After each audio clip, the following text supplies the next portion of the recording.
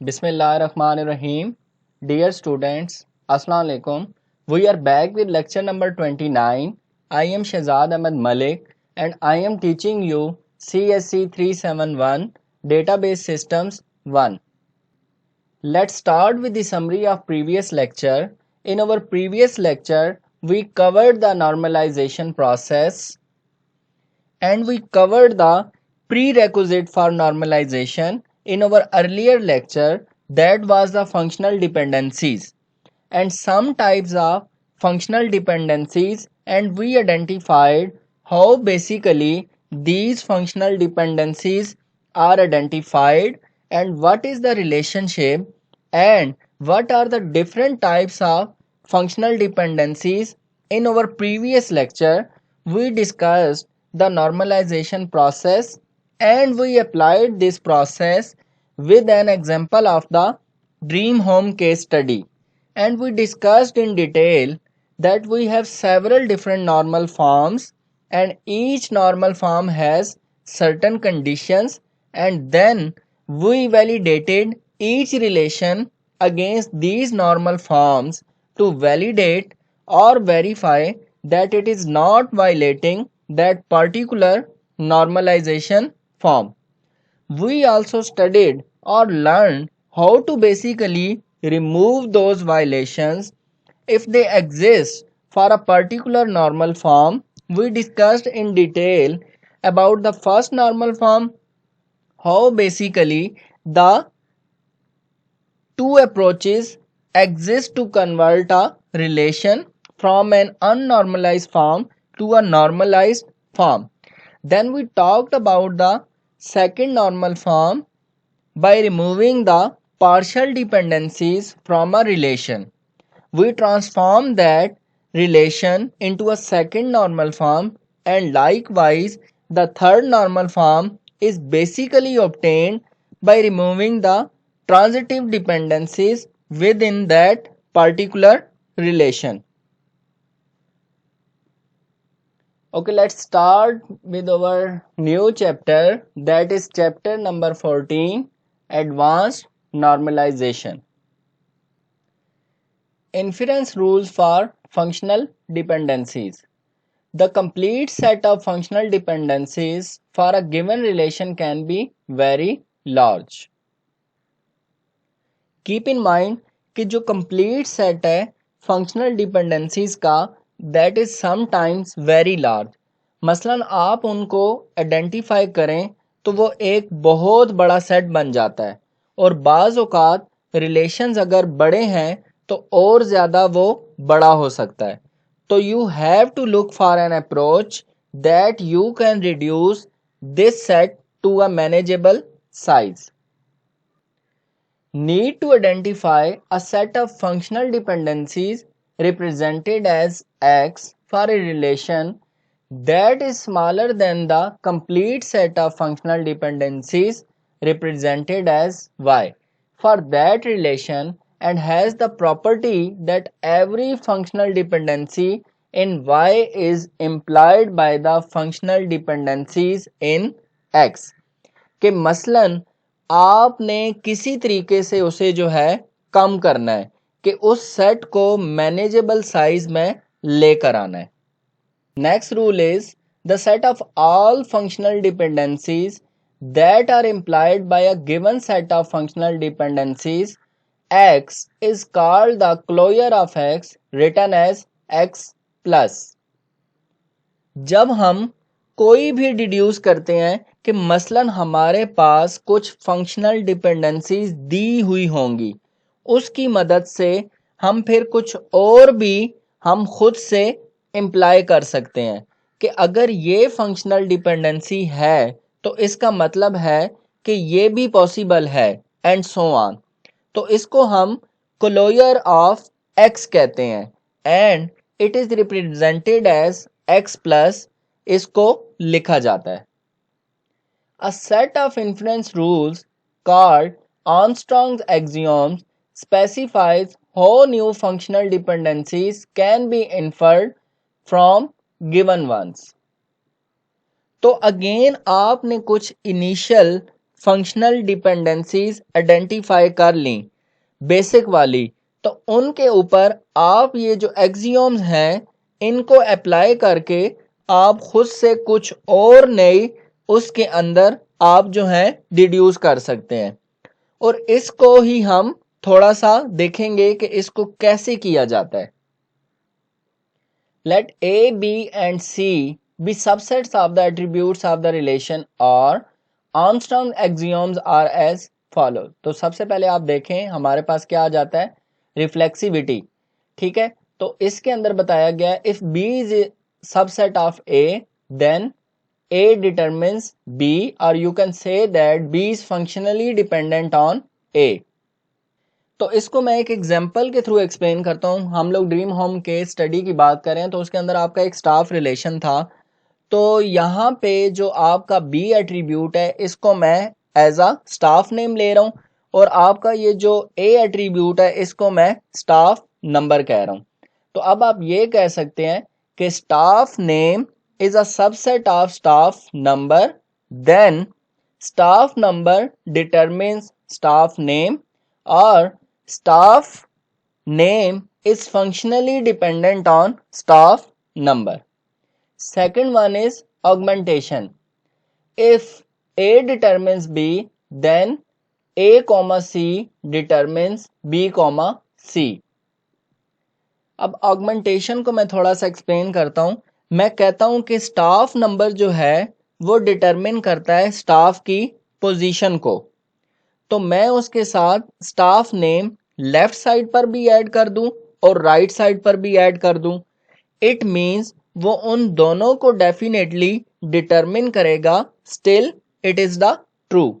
तो अब आपका ये जो सी एट्रीब्यूट है ये क्या है, आपका स्टाफ नेम है। ठीक है, तो स्टाफ नेम मैंने लेफ्ट साइड पे भी लिख दिया है और स्टाफ नेम मैंने राइट साइड पे भी लिख दिया है।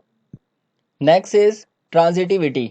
ठीक है, इसमें देखें if A determines B and B determines C, then A determines C. It means staff number determines staff name and staff name determines staff position, then staff name number determines staff position। और अगर यहाँ पे B attribute को आप as a staff position ले लें तो हम कह सकते हैं कि staff number determine staff position, staff position determines C जो है वो आपका स्टाफ नेम है। ठीक है, तो staff position determine staff name, then staff number determines staff name. Further rules can be derived from the first three rules that simplify the practical task of computing, and it is represented as x plus. Let D be another subset of the attributes of relation R। तो अब जो आपका fourth one है वो क्या है, self determination. तो इसमें क्या है, A determines A, और we can say that A is functionally dependent on A। Next one is decomposition। अब इस केस में क्या हो रहा है कि आप A determines B and C, then A determines B and A determines C। ठीक है, कि ये जो दो एट्रीब्यूट्स हैं ये आपके फंक्शनली डिपेंडेंट हैं A के ऊपर। तो हमने क्या किया, हम इसे यूं भी कह सकते हैं कि B जो है वो फंक्शनली डिपेंडेंट A के ऊपर है, और फिर हमने कह दिया कि C एट्रीब्यूट भी जो है वो फंक्शनली डिपेंडेंट है A के ऊपर। नेक्स्ट जो आपका रूल है 6(1), दैट इज यूनियन। इस केस में हम क्या कह रहे हैं कि if A determines B and A determines C, then A determines B and C। ठीक है, तो हमने यहाँ पे क्या कह दिया है कि B और C दोनों जो एट्रीब्यूट्स हैं वो फंक्शनली डिपेंडेंट किसके ऊपर है, A के ऊपर है। Last one is composition. Composition के केस में क्या हो रहा है, हम कह रहे हैं कि B is functionally dependent on A and D is functionally dependent on C। तो then A comma C, A and C जो एट्रीब्यूट्स हैं that determines B and D, or we can say that B and D are functionally dependent on A and C. Okay, next normal form is Boyce code normal form, that is called as BCNF. BCNF is basically based on functional dependencies that take into account all candidate keys in a relation. That's why BCNF also has additional constraints compared with the general definition of third normal form. Boyce code normal form is a relation that is in BCNF if and only if every determinant is a candidate key. तो BCNF के अंदर आप एक चीज clear कर लें कि हर determinant must be a candidate key. अब दो तीन चीजें मैं यहां पर डिस्कस करना चाहूंगा।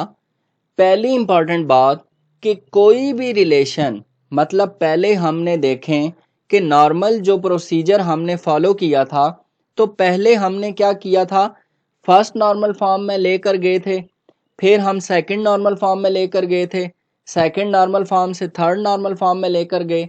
लेकिन BCNF की खास बात यह है कि अगर आप BCNF को स्टार्ट से शुरू करें तो वो डायरेक्टली ऑटोमेटिकली उसको आप जब BCNF पर रखोगे तो आपको first normal form, second normal form, third normal form में डायरेक्ट जाने की ज़रूरत नहीं है।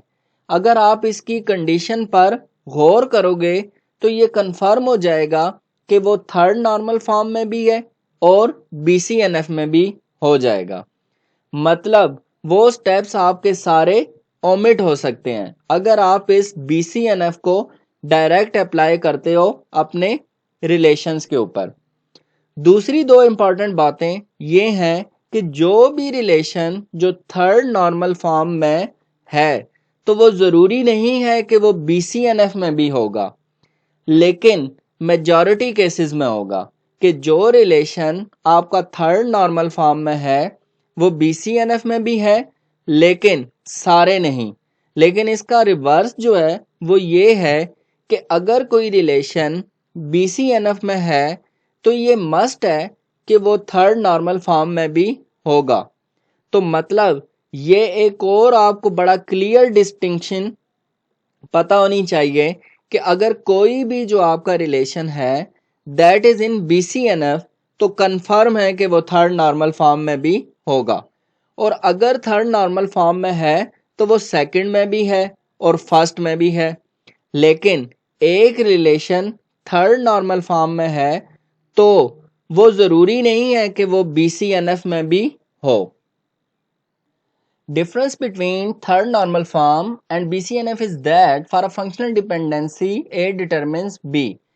Third normal form allows this dependency in a relation if B is a primary key attribute and A is not a candidate key, whereas BCNF insists that for this dependency to remain in a relation A must be a candidate key.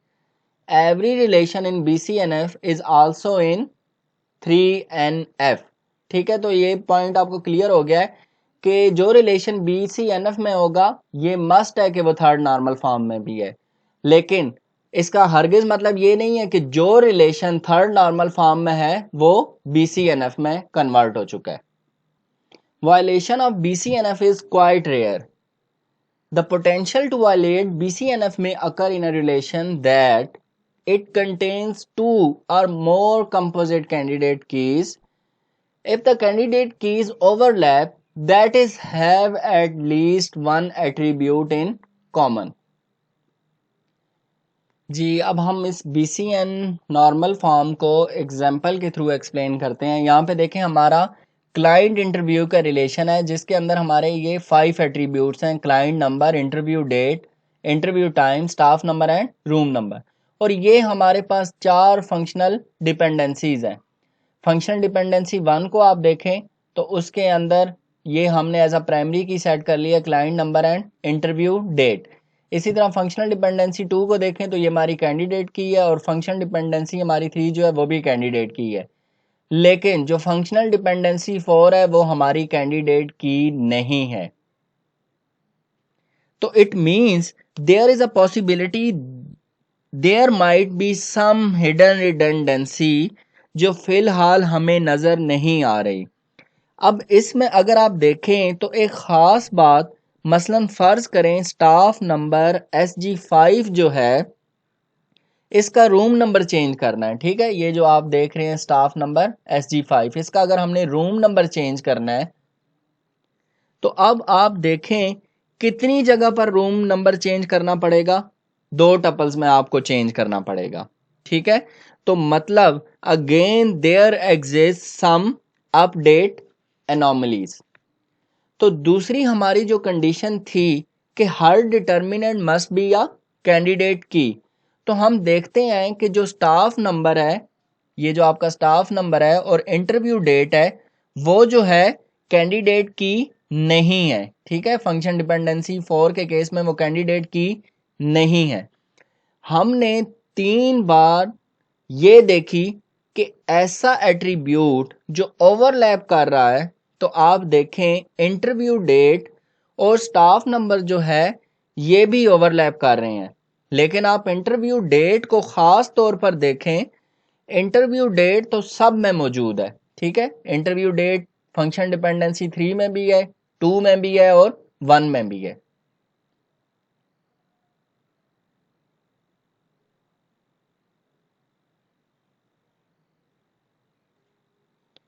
तो जब भी इस किस्म की situation होगी, you must be careful, there might exist a Boyce Codd normal form की violation जो है हो सकती है, वो आपकी हिडन रिडंडेंसी कोई एग्जिस्ट कर सकती है। अब अगेन इसको रिमूव करने का तरीका, जो ऐसी डिपेंडेंसीज एग्जिस्ट करती हैं जो कि आपकी कैंडिडेट की नहीं है, तो आप उनको उठाएं और एक अलग टेबल में रख लें। That's it. तो आप क्या कर सकते हो, आप रूम नंबर, स्टाफ नंबर और इंटरव्यू डेट को मिलाकर एक अलग से टेबल बना लो और बाकी जो टेबल है आप उसको उसी तरह कर लो। तो अब आप देख सकते हैं हमने रूम नंबर, इंटरव्यू डेट और स्टाफ नंबर इन एट्रीब्यूट को अलग करके एक टेबल, एक रिलेशन बना लिया स्टाफ रूम के नेम से। अब अगर आपको रूम नंबर चेंज करने का कहा जाता है तो you just need to change it only at one place, जो कि आपके स्टाफ रूम के रिलेशन में होगा, and there are no update anomalies any more. Third normal form और BCNF may not always be desirable to transform a relation into BCNF.